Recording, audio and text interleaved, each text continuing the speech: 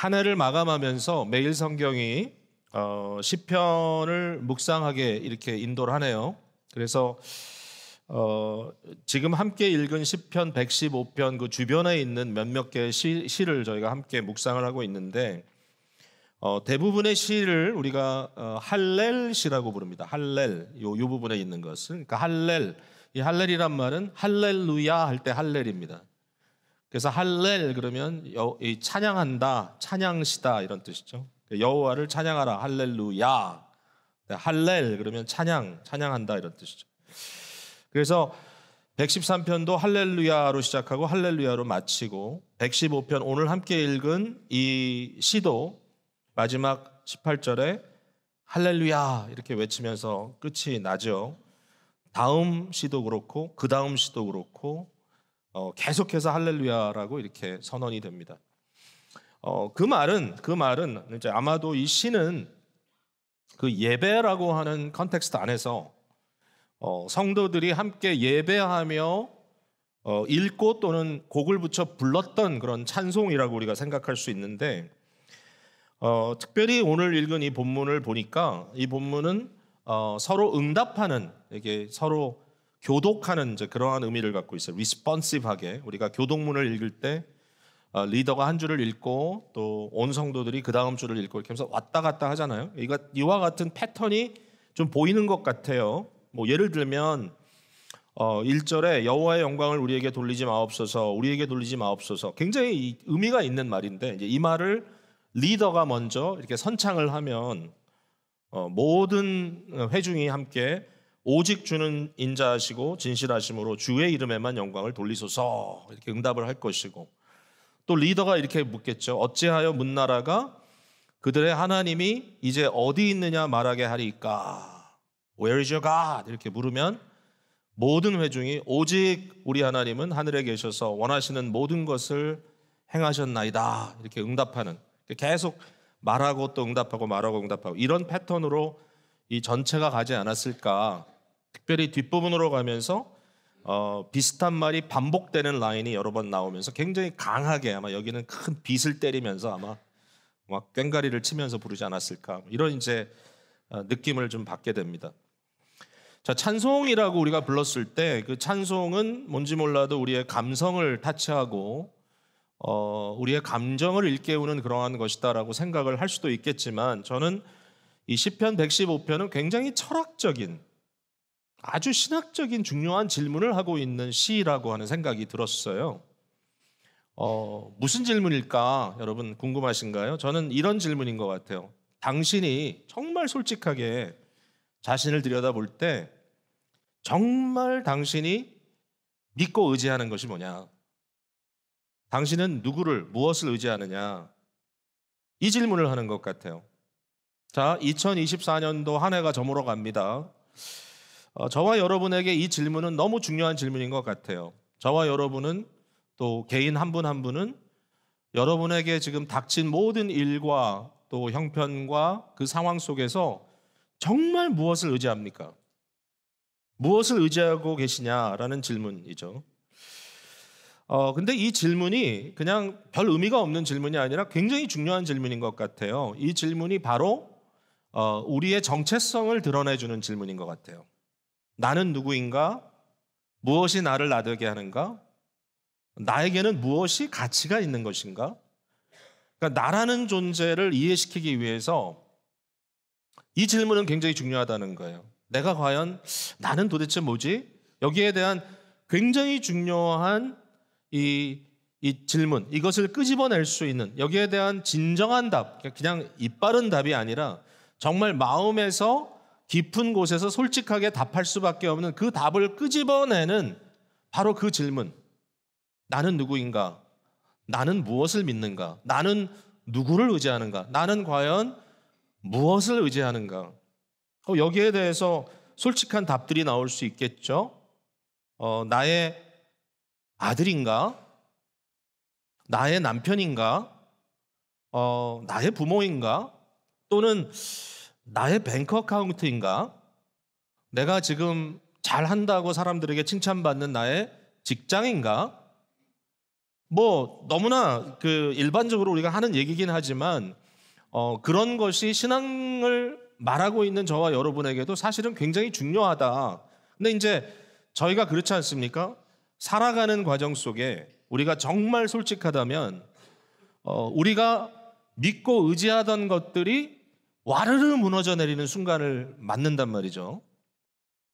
자녀를 믿었는데 사실 우리 자녀만은 정말 너무 귀하고 잘하고 얘네들은 정말 앞으로 도대체 뭐가 되려고 이렇게 너무 잘할까라고 믿었는데 어느 순간에 내가 그 아이를 정말 국률이 도와주지 않으면 안 되는 그러한 상황에 부딪히더란 말이죠.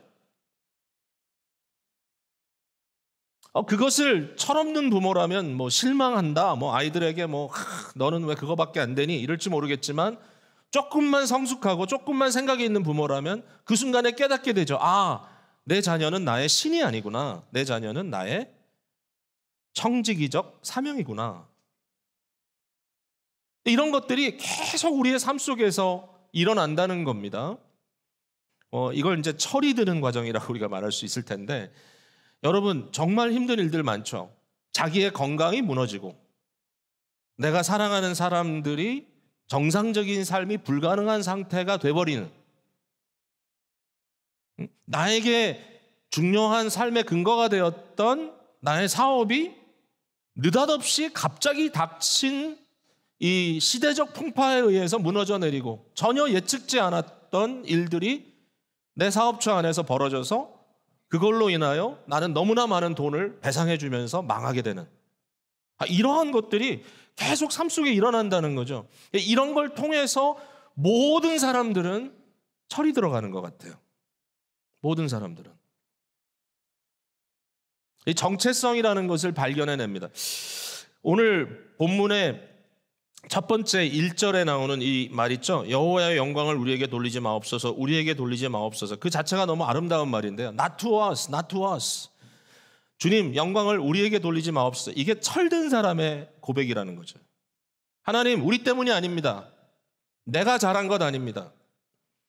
내가 잘했기 때문에 여기까지 왔고 내가 스스로 능력이 있었기 때문에 여기까지 온 것이 아닙니다. 하나님이 하셨습니다. 결국 알고 봤더니 모든 것은 하나님의 손에 달린 거였습니다. 우리에게 그 크레딧을 돌리지 마세요. 우리가 잘했다고 하나님 우리에게 영광을 돌려주지 마세요. 따져보니까 경험해보니까 알고 나니까 이 모든 것은 결국은 하나님께서 하신 것입니다. 나라고 하는 존재는 오직 하나님만을 의지하는 존재였습니다. 그걸 떠나서는 나는 정체성을 말할 수가 없습니다라고 고백하게 되더라는 것이죠.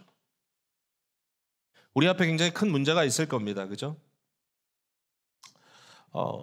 이 정체성을 얘기할 때 제 머릿속에 딱 들어오는 그림은 골리앗 앞에 섰던 다윗의 모습입니다. 골리앗의 정체성은 너무 분명합니다. 그는 자기의 신장을 믿었고 골리앗은 자기 손에 든 이 칼과 창을 믿었죠. 골리앗은 자기의 힘을 믿었습니다. 누구도 자기를 능가할 자가 없다는 것을 그는 알았어요. 모든 사람들을 다 내려다봤습니다. 키가 너무 컸기 때문에. 이스라엘 백성들이 자기 앞에서 벌벌 떠는 모습을 보면서 당연하다고 생각했습니다.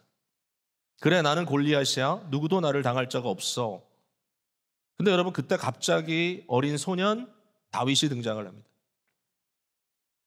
여러분, 다윗이 골리앗을 어떻게 맞섭니까? 절대로 골리앗에게 와서 그래, 내가 한번 너를 맞서볼게. 네가 나를 잡을 수 있으면 한번 잡아봐. 너는 너무 커서 아마 너는 슬로우하기 때문에 나같이 빠른 사람은 못 잡을 거야.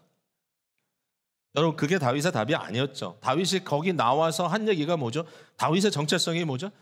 골리앗아, 너는 너의 칼과 창을 의지하지만 나는 만군의 여호와 하나님의 이름으로 나온다. 이게 정체성이죠.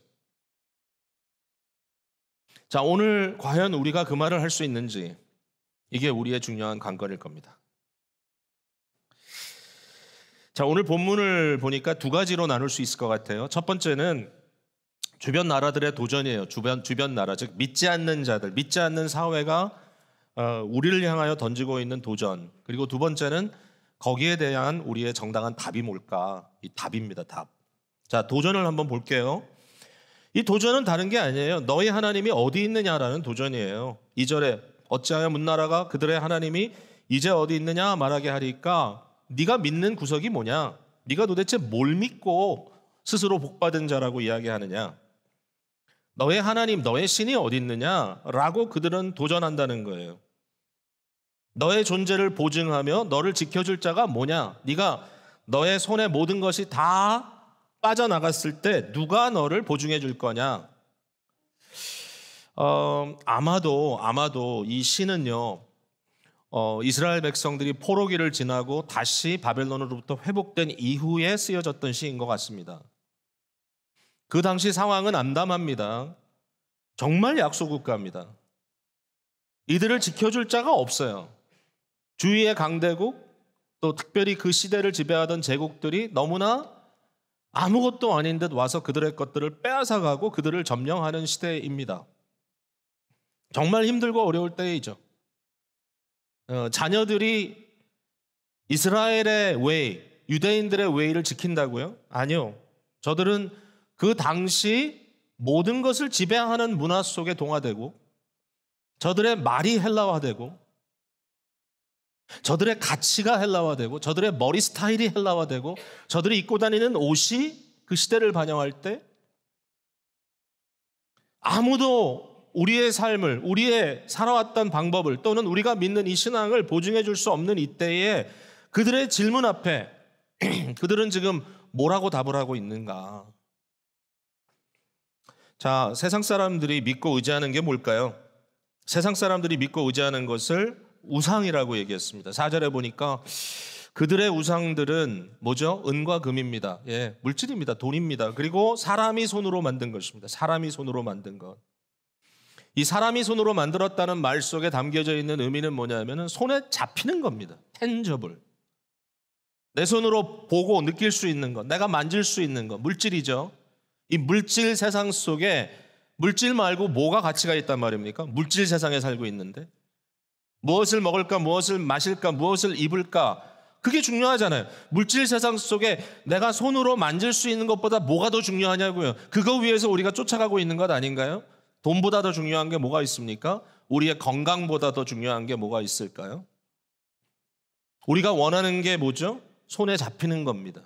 하루하루를 살아가는데 나를 편하게 해주는 것, 또 살아가는데 내게 좀 도움이 될 만한 것, 이것을 원하는 거죠. 근데 이제 시편 기자는 이 우상에 대한 이제 이 맹점을 얘기하죠. 이 우상에는 인격이 없다라는 거예요. 인격이 없다. 이 인격의 핵심적인 부분은 뭐냐면은 도덕적 책임입니다. 옳고 그른 것이 없어요. 생명이 없어요. 생명이. 자, 이것은요, 우리가 일반적으로 생명이 있다는 것을 생각할 때 가지고 있는 어떤 판단과는 좀 달라요. 많은 사람들이 생명 그러면 힘을 생각합니다. 여러분, 돈에 힘이 있습니까? 없습니까? 돈에 힘이 있죠. 돈의 생명, 여러분이 생각하는 소위 생명이 있으면 돈은 생물 같아. 왜? 돈을 갖고 돈을 벌고 스탁마켓에 집어넣으면 막 이상하게 튀고 또는 막 확 망하고 이 돈이라는 것은 마치 생물 같아. 힘이 여기 무슨 살아있는 것 같아. 그렇지만 거기는 인격이 없죠. 돈은 뭐죠? 힘 또는 요행이죠. 요행. 물론 여기에 이제 인격체가 더해지면 여러 가지 요소가 있을 수 있겠지만 그러나 근본적으로 이 우상, 물질이라는 것이 결여되고 있는 것은 뭐냐면 기계도 그렇고 힘은 있어요. 거기 어떤 힘이라고 하는 것은 거기에 부여될 수 있지만 여기에는 인격, 선함, 진실됨 이런 건 없어요. 그러니까 우상을 섬기는 자들이나 또 우상 섬김과 함께 이제 같이 가는 게 있죠. 소위 말하는 무속 종교, 이 무속적 신앙 이런 것들이 가지고 있는 것은 뭐냐면 인격적이지 않아요. 도덕이 없어요. 거기는 옳고 그름이 없어요. Whatever works. 굉장히 기계적입니다. 뭐든지 효력이 있는 것, 내게 돈 벌어주는 것, 그러니까 나의 문제를 당장 텐저블하게 손에 잡히게 해결해 줄 수 있는 것, 그것을 구하죠. 그것을 구하고 힘의 논리대로 따라가죠. 모든 것이. 무속 종교가 너무 무서운 겁니다. 무속 종교는 뭐냐면 옳고 그름이 없어요. 예? 이 순간에 이것이 옳은 일이야, 옳지 않은 일이야, 그런 거 없어요. 그냥 뭘 따지죠? Will it work? 이게 지금 나에게 길조야? Will it work? work만 된다면 뭐든지 할 수 있어요.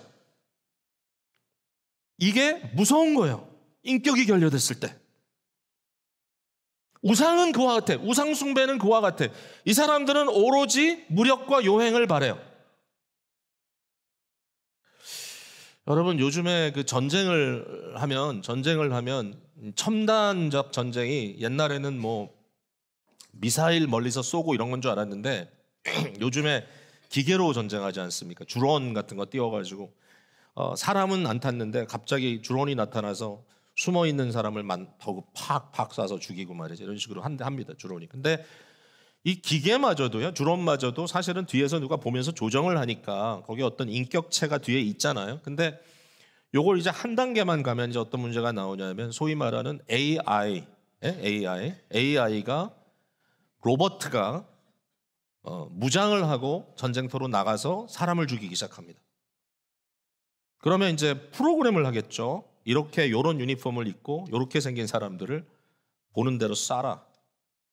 여러분, 이건 이제 더 이상 전쟁이라고 우리가 아는 어떤 전쟁이라고 말할 수 없는, 그러니까 다시 말해서 여러분, 전쟁에도 룰이 있는 거 아시죠? 그래서 그 룰을 깨면 어떤 문제가 생깁니까? 소위 전쟁 관계되어 있는 법정이 또 있어요.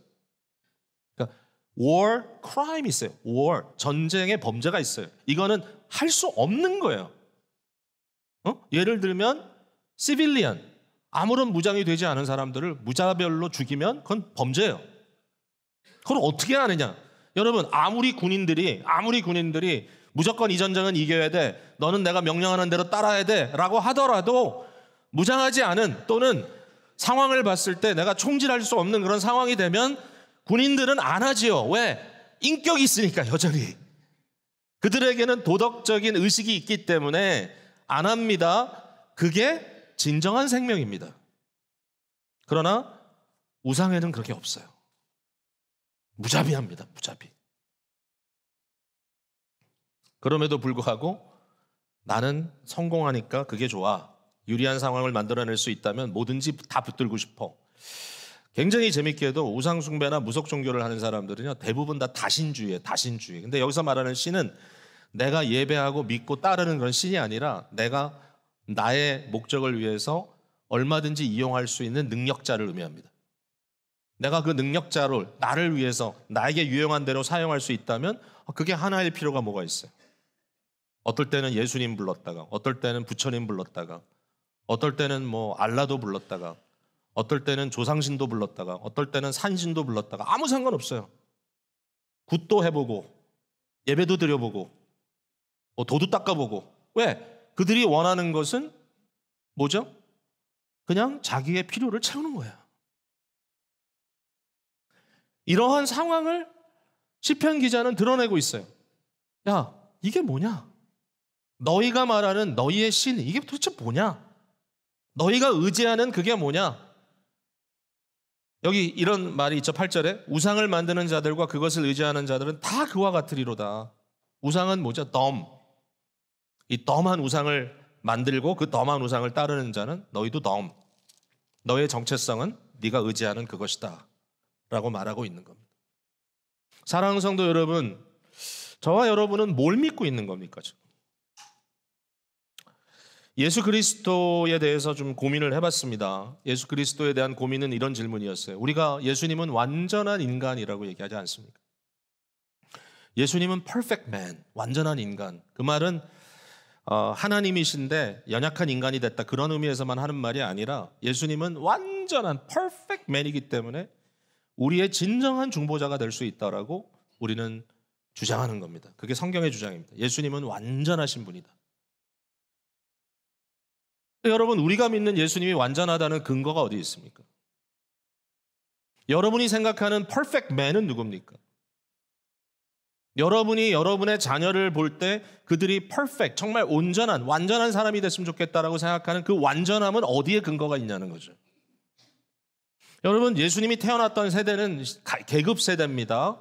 계급. 오늘은 소위 민주주의 평등 국가에서 계급이라는 것이 그렇게 중요치 않다라고 얘기하지만 뭐 그렇다고 아주 없는 건 아니죠. 그러나 어쨌든 예수님이 태어나셨던 그 고대 사회는 사람의 옷 하나도 제대로 자기가 선택해서 입을 수 없는 완전 계급 사회입니다. 이러한 계급 사회 속에서 예수님은 높은 계급으로 태어나지 않았어요. 예수님은 궁궐에서 태어나지 않았어요. 예수님은 왕족이 아니었어요. 그 시대의 배경 속에서. 여러분, 예수님에게 뭐가 있어서 그가 완벽한 사람입니까? 그는 가난했어요. 그는 가난한 목수 아들이었어요.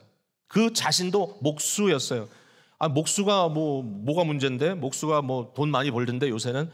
분명히 아세요. 복음서를 읽어보면 가난하다는 의미로 예수님을 목수라고 얘기하는 경우가 많아요. 돈이 없었어요. 그것도 사회의 중심부에서 자라지도 않았어요. 여러분, 요즘 제일 살기 좋은 곳이 어디입니까? 네?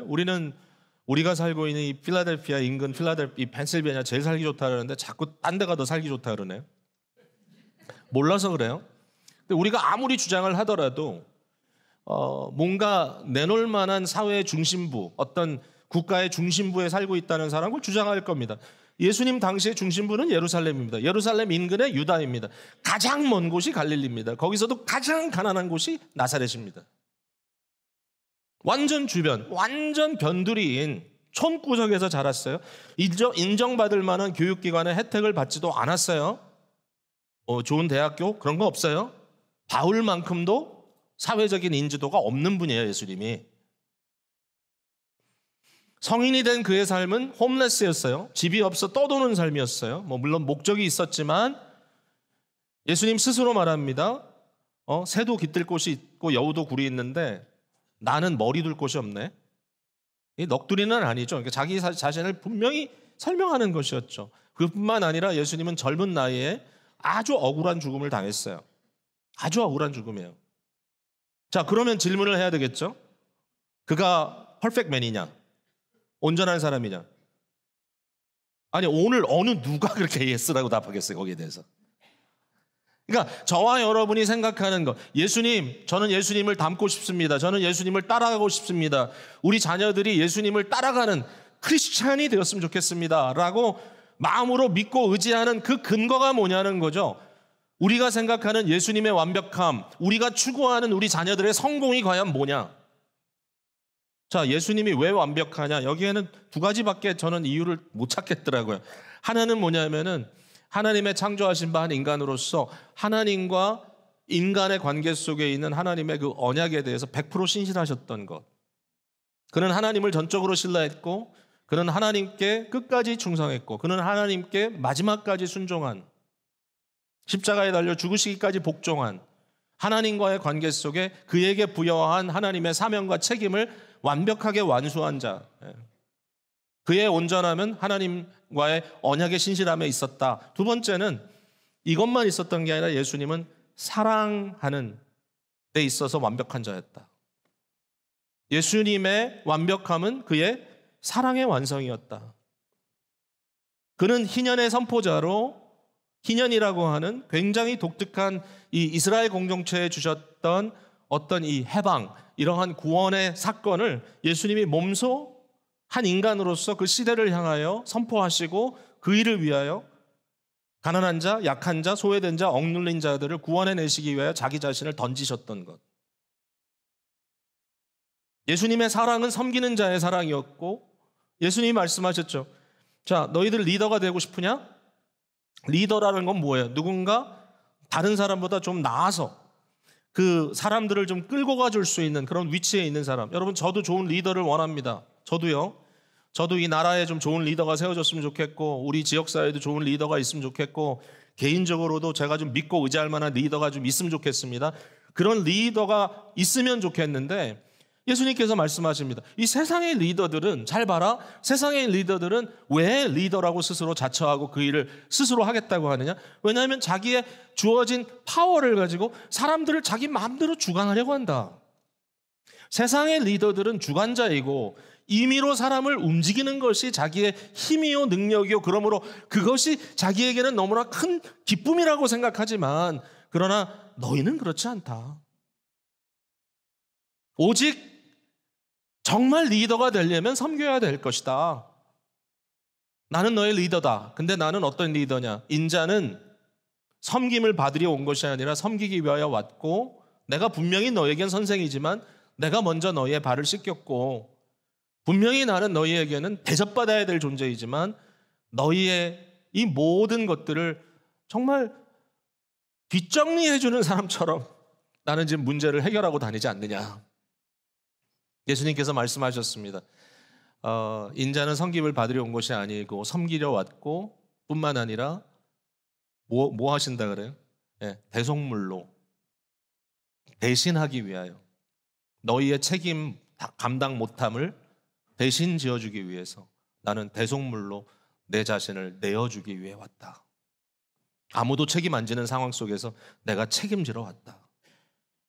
남들은 보고도 아무 일도 없나 보다 그러고 그냥 아니 일이 있지만 이거 내가 책임지고 싶지 않은다 이러면서 도망가지만, 내가 바쁘고 몸에 힘도 없고 능력도 없지만 보지 못하고 불편한데 더러운데 사람들이 그거 다칠 텐데 끝끝내 그 일을 대신해주는, 궁극적으로 인류의 죄의 문제로 인하여 파멸, 완전히 멸망에 직면한 인간을 구원하기 위해서 자기 육탄방어로 그것을 막아주신 분을, 이게 예수님이다. 왜? 사랑하셨기 때문에. 자, 너무 멋있어요. 예수님은 이런 부분에서 인격자이고 정말 윤리적 존재예요. 윤리적 책임을 정말 어떤 의미에서는 인간으로 봤을 때는 과다하게 다 지셨어요. 완벽한 분이니까. 근데 이제 질문은 이겁니다. 과연 이 시대에 이런 예수를 누가 믿으려고 할까? 여러분, 기독교 왕국을 꿈꾸던 유럽의 중세기가 있었습니다. 기독교라고 하는 종교의 이름으로 모든 것이 다 통용됩니다. 심지어는 국가의 왕도 교황 앞에 무릎 꿇고 그 왕위를 받아야 합니다. 여러분, 오늘도 이와 같은 기독교 왕국을 꿈꾸는 사람들이 있어요. 또 어떤 의미에서는 많은 이단자들이 그렇습니다. 이단자들은 참 이상하게도 참 많이들 사람들이 거기 딸려갑니다. 하나님의 교회인지 이상한 교회도 보면 진짜 어마어마한 인파가 있어요. 신천지도 그렇고. 교주가 있죠. 그 교주는 모든 힘의 권력을, 그 힘을 자기가 다 빨아들입니다. 어마어마한 물질을 움직입니다. 돈을. 그 앞에 정치인들도 와서 머리를 굽신거립니다. 왜? 그게 필요하니까. 언뜻 보면 대형 교회들도 좀 비슷한 모습을 갖게 되는 게 있어요. 가끔 섬찟해요. 왜? 아무도 두렵지 않아. 사회, 국가, 지배계급이 이미 돼버렸어. 내 앞에 머리 숙이지 않으면 안 될걸? 근데 그게 뭔가? 여러분, 하나님께서 복을 주셔서, 말 그대로 복을 주셔서 사회에서 가장 부유한 계층으로 신분 상승한 그리스도인들에게 지금 좀 전에 말한 예수 그리스도가 무슨 의미가 있을까? 매력적일까 과연? 완전한 인간 예수 그리스도가 매력적일까? 왜? 나한테 무슨 도움이 되는데? 나는 이미 모든 걸 다 쥐고 있는데. 이게 난데. 근데 이제 제일 두려운 건 뭐냐면 내가 이걸 쥐고 있는 이유가 신앙 때문인데. 뭘 믿는 거죠? 시편의 1000마디가 중요합니다. 다시. 여호와여, 영광을 우리에게 돌리지 마옵소서. 우리에게 돌리지 마옵소서. Not to us, not to us. It's not about me.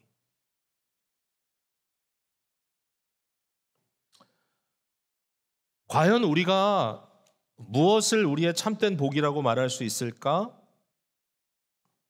이 세상의 질문 앞에, 야, 누가 너희를 돌보는데? 여러분, 우리가 돈을 꺼내 보임으로써 증명할 수 없어요. 누가 너희를 돌보는데 우리의 어떤 신분 가지고 우리를 증명할 수 없어요. 우리의 물질, 우리의 건강 가지고도 사실은 증명할 수 없어요. 여러분, 그런 법이 있던가요? 평균치 크리스찬들이 크리스찬 아닌 사람보다 더 건강하더라. 이런 통계 있나요? 뭐로 증명할 건데요? 우리가 받은 복이 뭡니까? 자, 여호와를 의지하라. 이게 이제 두 번째 결국 내용입니다. 여호와를 의지하라. 여호와를 의지하라. 이게 우리의 응답입니다. 하나님은 절대 주권을 지닌 하나님이며 그가 모든 것을 주관하신다. 자, 바울이요, 헬라 철학과 헬라 문화의 중심부인 아덴에 갔습니다. 말씀드렸죠. 그 시대는 어떤 시대입니까? 헬라가 지배하던 시대라고. 헬라, 아니 로마 아닌가요? 로마? 맞아요. 제국은 로마인데 로마의 문명이라 해봤자 헬라 문명이에요. 그래서 우리가 로맨 시빌리제이션 이렇게 얘기 안 합니다. 로마의 로마의 어떤 그런 문명 이렇게 얘기 안 하죠. 뭐라고 얘기하죠? 그레코 로맨. 그죠? 그리스죠. 헬라 로마의 문명. 그레코 로맨. 그리스가 안 들어가면 로마가 성립이 안 되죠. 그러니까 결국 이와 같은 모든 것. 그러니까 그 시대는 자녀들도 다 헬라어를 하고 싶어하고, 자녀들도 다 헬라인처럼 보이고 싶어하고, 자녀들도 다 헬라인처럼 옷을 입고 싶어하고, 이런 문화가 지배하던 그런 시대에 그 중심부인 아덴을 갔단 말입니다. 아테네에 가서 그 당시 시대에 가장 지혜롭다는 사람들이 다 모여 있고, 소위 말쟁이들, 평론가들이 다 모여 있는 가운데 아레오바고라고 하는 시장 한 복판에서 그들과 함께 논쟁을 벌이는 거죠. 아, 이 사람들 굉장히 fair합니다. 그래, 너도 한번 얘기해봐. 너의 하나님은 누군데? 바울이 일어서서 한 말이 뭐죠? 자, 너희들 보니까 다 하나님 하나씩 갖고 있네. 근데 내가 오늘 너희들에게 너희가 알지 못하는 하나님, 알지 못하는데 아는 척하는 하나님, 내가 얘기해 줄게. 그 하나님은 누구냐? 우주와 모든 만물을 지으신 천지의 주제이신 하나님이다.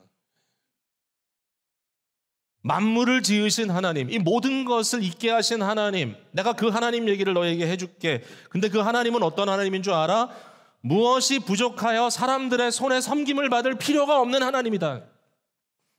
모든 아데네 사람들이 온갖 신을 하나씩 만들어 놓고 그 앞에 제단을 세워놓고 내가 이 신을 한번 뭔가를 해주면 또 돌려받지 않겠어? 라고 생각하는 그 순간에 바울 사도는 그들에게 내가 너희들에게 전할 하나님은 사람의 손으로 섬김받는 하나님이 아니다. 반면에 모든 만민에게 생명과 호흡과 너희 손에 들려져 있는 모든 물질을 그가 주셨다.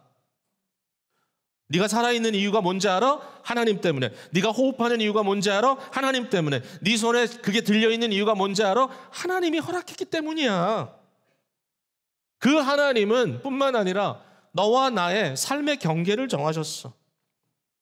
온전한 주권자, 그 하나님을 뛰어넘을 수도 없고 그 하나님과 싸워 겨루어서 내가 이길 수도 물론 없고, 그러나 그 하나님은 우리를 무한히 사랑하시고 우리에게 관심을 주시고 우리를 구원하기 위하여 스스로 우리에게 찾아오시기를 즐겨하는 하나님이야. 그들의 시인의 이름을 들여가면서 이렇게 얘기했죠. 우리가 하나님을 힘입어 살며 기도하며 존재한다.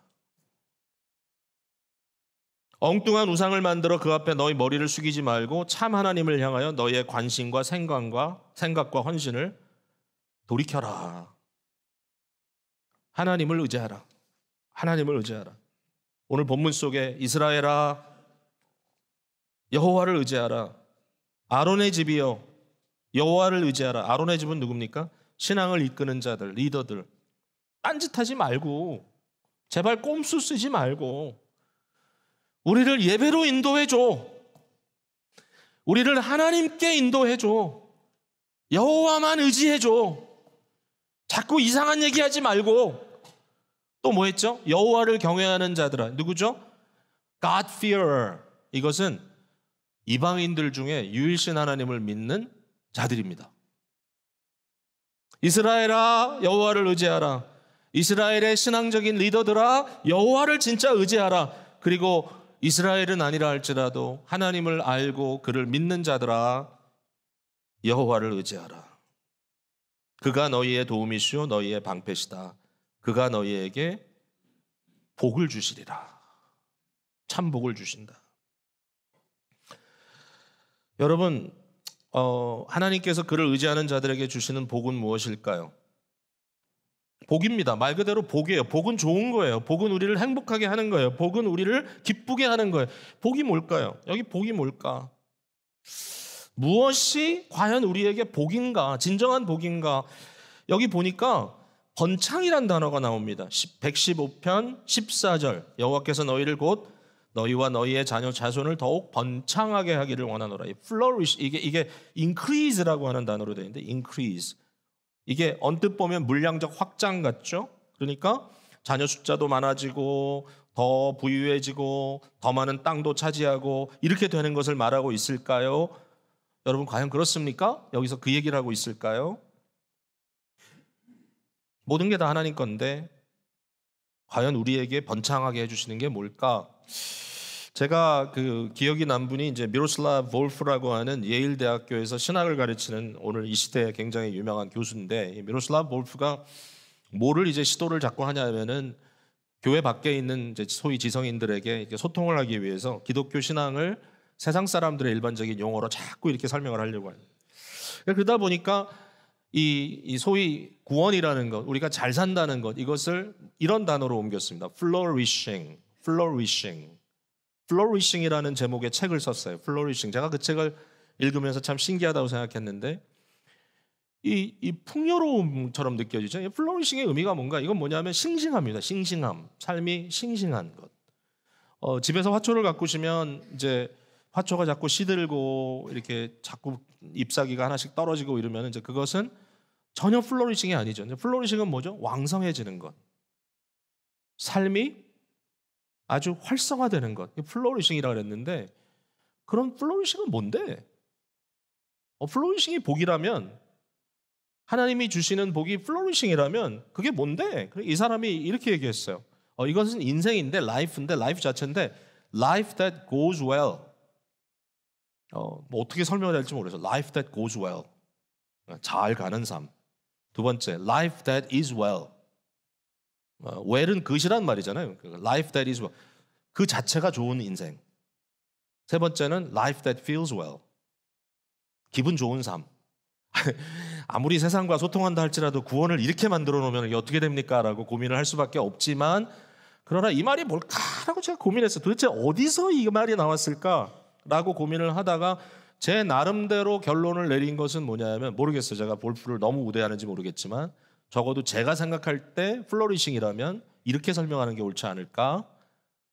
예수님께서 산상설교를 하시면서 복 있는 자는 복 있는 자는 복 있는 자는 복 있는 자. 그 다음에 클라이맥스로 쫙 가셔서 하시는 말씀이 너희는 무엇을 먹을까 무엇을 마실까 무엇을 입을까 염려하지 말라. 이것은 이방인들이 구하는 것이니 너희는 먼저 그의 나라와 그의 의를 구하라. 그랬죠? 그 말을 바울 사도가 그대로 받아가지고 주석을 답니다. 그 주석을 단 것이 어디 나오냐? 로마서 14장 17절에 나옵니다. 뭐라고 써 있냐면 한번 들어보세요. 하나님의 나라는 먹는 것과 마시는 것에 있지 않다. 하나님의 나라는 무엇을 먹을까? 무엇을 마실까? 무엇을 입을까? 그런 거 아니다. 거기 달려있지 않다. 그러면 뭐냐? 오직 성령 안에서, 즉 하나님의 초월적인 궁극적인 영원한 생명을 우리에게 부어주심으로써 뭐가 나타나느냐? 의와 평강과 희락이니라 그랬습니다. 볼프가 한 얘기하고 조금 비슷한 것 같아요. 이게. 근데 이게 훨씬 낫죠. 의는 뭐냐면요. 의는 우리의 삶에 가는 방향이 옳은 겁니다. Life that goes well. 우리의 삶의 방향, 그 방향은 뭐죠? 정의와 긍휼과 겸손입니다. 우리의 인생에 정의로움과 긍휼히 여김과 겸손함을 가지고 오직 하나님과 함께 동행하는 것, 이것이 사람에게 주어진 최고의 삶입니다. 두 번째, 평강은 뭐냐면 막힌 담이 다 무너지는 겁니다. 샬롬이죠. 하나님과의 우리 간의 온전한 소통. 하나님 보면 얼굴이 환하게 하나님이 보이고 머릿속에 환해지고 하나님. 완전한 소통. 하나님이 우리와의 그리스도 예수 안에서 화목됐다는 것을 믿고 감격하는, 또 이웃과의 담들이 무너지는 것. 여러분, 이웃과 담이 있어가지고 힘들잖아요. 여러분, 가족 안에도 담이 있어 힘들잖아요. 그 담이 무너지는 것. 담이 무너지는 것. 세 번째가 뭐죠? 세 번째는 기쁨입니다. 기쁨, 희락, joy. 뭐죠? 우리의 마음속에 진정한 contentment, 자족함과 기쁨과 감사와 찬양과 행복이 있는 것. 하나님께서 우리에게 이 복을 주시길 원하시고요. 이 복을 지니고 살아가는 사람들에게 다른 모든 것은 그냥 주시겠대요, 덤으로. 그리고 어떤 상황이든지 바울 사도가 말한 대로 내가 건강하든지 병들었든지 내가 부유하든지 가난하든지 내가 사람들에게 박수를 받고 있든지 아니면 내가 가지고 있는 복음의 이 증거 때문에 비방을 받고 있든지 어떤 상황이라 할지라도 나는 오직 복음으로 배부르다. I am content. 나는 자족한다. 모든 일에 일체 자족하기를 그 비결을 배웠노라. 이게 사람이 할 수 있는 일입니까? 안 되죠. 성령 안에서. 그것이 우리를 지탱해 줄 때 여러분 그 위에 우리가 서 있다면 뭐죠? 어떤 상황이 우리에게 닥친다 할지라도 우리는 하나님을 예배할 수 있습니다. 하나님을 의지하라. 하나님을 의지하라. 말씀을 다 이제 맺고 제가 이제 결론을 쓰고 있는데 갑자기 이 그림이 머릿속에 다시 떠올라서 나눌까 말까 나눌까로 기울어졌어요. 나누겠습니다. 요새 이제 아이들이 요새 좀 힘든 시기입니다. 요새 여러분 아시죠? 우리 12학년 아이들이 다 지금 대학교 어드미션. 지난주에도 믿었던 곳에 이제 안 됐다, 리젝션 받았다는 이야기들을 제가 들으면서 어린 그 어린 아이들에게 그 리젝션의 상처가 얼마나 클까. 물론 뭐 다 끝은 아니지만 그래도 괜찮아요. 하나님이 도우시겠죠. 그 말을 이제 제가 들으면서 여러분 힘들죠? 많은 분들이 또 좋지 않은 그런 상황 또 뉴스를 들으면서 이거 어떡하지? 저희 절대로 이거 우리가 크레딧 받을 일이 아니니까 여러분 그렇게 생각하지 마시고 그러나 제가 너무 감사했던 한 순간이 있어요. 우리 큰아들이 고등학교 12학년 때 이제 처음으로 자기 차가 하나 생겼던 적이 있어요. 이제 혼자 학교도 왔다 갔다 하고 싶고 하니까 차가 하나 생겼는데 사실 어느 분이 이렇게 중고차 하나를 작은 컴팩차 하나를 이제 줬어요. 그래서 이제 그 차를 저희가 이제 라이빌리티 인슈런스만 사가지고 이제 고등학생이 운전하고 다니는데 하루는 다른 동생들, 둘째, 셋째, 우리 아들만 셋입니다. 모르시는 분들이 없겠지만 어쨌든 자기 밑에 동생, 3살 아래, 4살 아래, 7살 차이 나는 아들 동생까지 쭉 싣고서는 이제 가다가 저쪽 몽고메리빌 쪽인데 이 레프트 턴을 하는데 오는 차를 못 보고 돌다가 완전히 정면 충돌을 해버렸어요. 이제 저희는 없었죠, 그 자리에. 없었는데 전화가 갑자기 긴급하게 와서 애들이 전화를 한 게 아니라 어떻게 이제 연결이 돼가지고 지금 아이들을 에빙턴 이머전시로 데리고 가고 있다. 이 얘기만 들은 거예요, 저희는. 차는 토탈 데미지가 생겼고. 그러니까 이제 부모로서 거기 셋이 다 탔다는데 이게 도대체 뭐냐? 그랬다 그 순간에 하던 거 다 내려놓고 이제 둘이서 이제 에빙턴 병원을 향해서 막 달려갔어요. 달려가서 이머전시 룸으로 들어가서 저기 있다 그래서 이렇게 갔어요. 저는 굉장히 조마조마한 마음으로 갔는데 거기 이제 트리아지 가면은 이렇게 커튼으로 이렇게 대강 막아놨잖아요. 문으로 막고 그런데 커튼으로 막아놨는데 커튼과 커튼 사이에 이렇게 열린 사이로 아이들이 보입니다. 하나는 누워 있고 둘은 옆에 이제 걸터 있고. 근데 그 순간에 봤을 때 무슨 일이 벌어지고 있었냐면은 얘네들이 셋이서 손을 잡고 큰아들이 고등학교 12학년인데 기도를 인도하고 있더라고요. 그 순간에. 그러니까 저희가 있는 줄 몰랐죠. 저희는 밖에서 이렇게 보고 있으니까 그 순간에. 근데 그때 그 느낌이나 감정은 뭐라고 설명할 수가 없어요. 그 순간에 됐다, 이제 저 정도면 됐다. 그러니까 얼마나 다쳤냐, 너희들 괜찮냐, 들어가서 괜찮아, 전혀 그만하면 됐다. 어떤 상황에 있든지 하나님께 예배할 수 있다면 됐다. 그 다음에 어떤 일이 벌어지든지. 아마 우리 아이들 신앙이 지금이 그때만 못할 것 같아, 제 생각에. 그런데 그럼에도 불구하고 부모로서 하나님 앞에 정말 감사했던 순간입니다. 여러분 힘드시죠? 하나님을 예배하시기를 바랍니다.